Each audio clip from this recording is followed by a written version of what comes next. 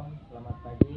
Perkenalkan, nama saya Mufid Fatur Ridho, NPM 20246320 10. Di sini saya akan mendokumentasikan tugas Pancasila saya tentang pajak kendaraan bermotor. Pajak kendaraan bermotor adalah salah satu jenis pajak daerah yang sangat penting dalam sistem perpajakan di Indonesia. Pajak ini dikenakan atas kepemilikan dan penguasaan kendaraan bermotor yang digunakan di jalan raya. Penerimaan PKB menjadi salah satu sumber utama pendapatan daerah yang digunakan untuk membiayai pembangunan infrastruktur dan layanan publik seperti pembangunan jalan, jembatan, serta fasilitas transportasi lainnya. Pajak kendaraan bermotor memiliki peran yang sangat vital, baik untuk pemerintahan pusat maupun pemerintah daerah, berdasarkan Undang-Undang Nomor 28 Tahun 2009 tentang pajak daerah dan retribusi daerah.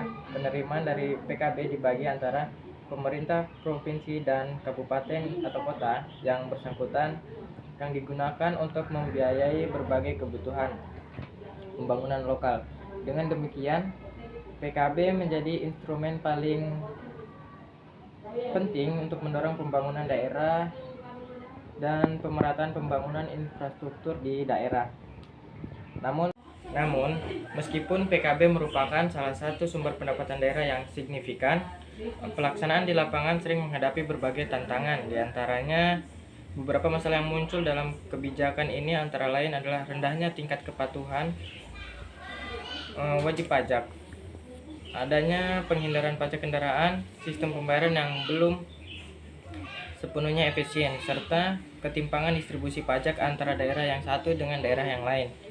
Meskipun pemerintah telah mengupayakan berbagai kebijakan untuk meningkatkan penerimaan dan kepatuhan pajak, masalah-masalah tersebut masih menjadi hambatan dalam optimalisasi kebijakan ini. Tujuan pajak kendaraan bermotor ini adalah pertama, meningkatkan pendapatan daerah untuk membiayai berbagai program pembangunan dan infrastruktur daerah. Kedua, mengatur kepemilikan kendaraan bermotor agar lebih taat administrasi dan dapat mendukung pengelolaan lalu lintas di lingkungan hidup. Masalah yang dihadapi dalam kebijakan pajak kendaraan bermotor di Indonesia ini, pertama, tingkat kepatuhan wajib pajak yang rendah. Salah satu menjadi masalah utama yang mengimplementasikan kebijakan PKB adalah rendahnya tingkat kepatuhan wajib pajak. Banyak pemilik kendaraan bermotor yang tidak membayar pajak tepat waktu atau bahkan menghindari kewajiban pajak. Hal ini terjadi karena kurangnya pemahaman tentang kebijakan pajak, kurangnya pemahaman tentang kewajiban pajak di kalangan masyarakat. Proses pembayaran yang dinilai rumit dan membutuhkan waktu.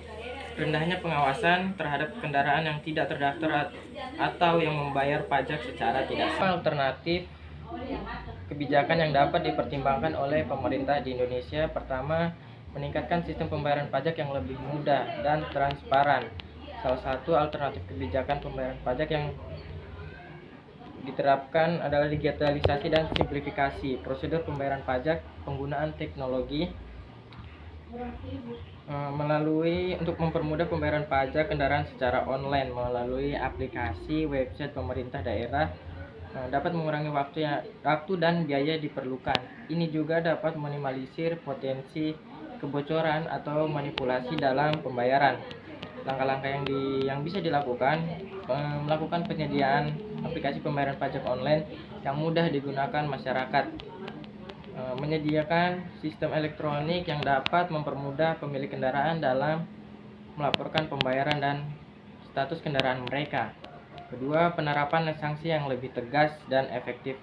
Untuk meningkatkan kepatuhan kendaraan, penegakan hukum dan sanksi yang lebih tegas dapat diterapkan. Pemilik kendaraan yang terlambat atau tidak membayar pajak seharusnya dikenakan denda yang lebih besar, dan mungkin juga pencabutan hak untuk menggunakan kendaraan di jalan raya. Identifikasi kebijakan kendaraan. Sila pertama, ketuhanan yang Maha Esa.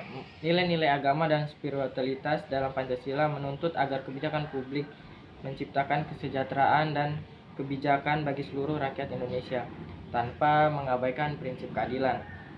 Namun, dalam kebijakan PKB seringkali ada ketidaksetaraan dalam distribusi penerimaan pajak dan penggunaan dana yang dapat memperburuk ketimpangan sosial.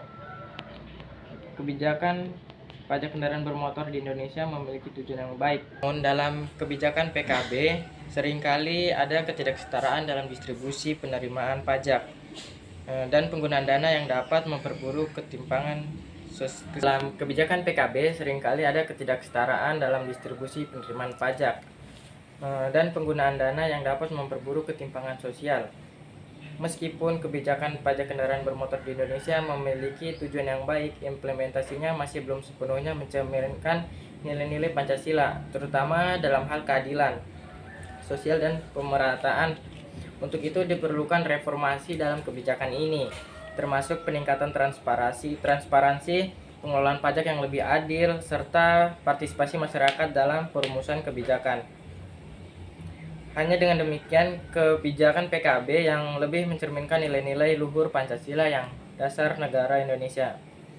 Kesimpulannya, pajak kendaraan bermotor merupakan salah satu sumber pendapatan penting bagi pemerintah daerah yang digunakan untuk membiayai pembangunan infrastruktur dan pelayanan publik. PKB memiliki peran strategis dalam mendukung pembangunan daerah yang menciptakan pemerataan pembangunan antar daerah. Namun pelaksanaan kebijakan ini masih menghadapi berbagai tantangan seperti rendahnya tingkat kepatuhan bayar wajib pajak, sistem pembayaran yang belum efisien, serta ketimpangan sosial dalam distribusi penerimaan pajak. Untuk mengatasi berbagai kendala tersebut, pemerintah melakukan reformasi kebijakan melalui langkah-langkah konkret seperti digitalisasi sistem pembayaran pajak, penyederhanaan prosedur administrasi, dan penegakan sanksi yang lebih tegas bagi pelaku pelanggar. Selain itu, agar kebijakan PKB lebih mencerminkan nilai-nilai Pancasila, terutama prinsip keadilan sosial dan pemerataan, perlu adanya transparansi, pengelolaan yang adil, serta pelibatan masyarakat dalam perumusan kebijakan. Dengan demikian, optimalisasi kebijakan PKB tidak hanya meningkatkan pendapatan daerah, tetapi juga akan menciptakan sistem perpajakan yang lebih adil, inklusif, dan sesuai dengan nilai-nilai luhur bangsa Indonesia. Mungkin sekian saja dokumentasi dari saya, kurang dan lebihnya mohon dimaafkan. Sekian dari saya, Assalamualaikum warahmatullahi wabarakatuh. Shalom, selamat pagi.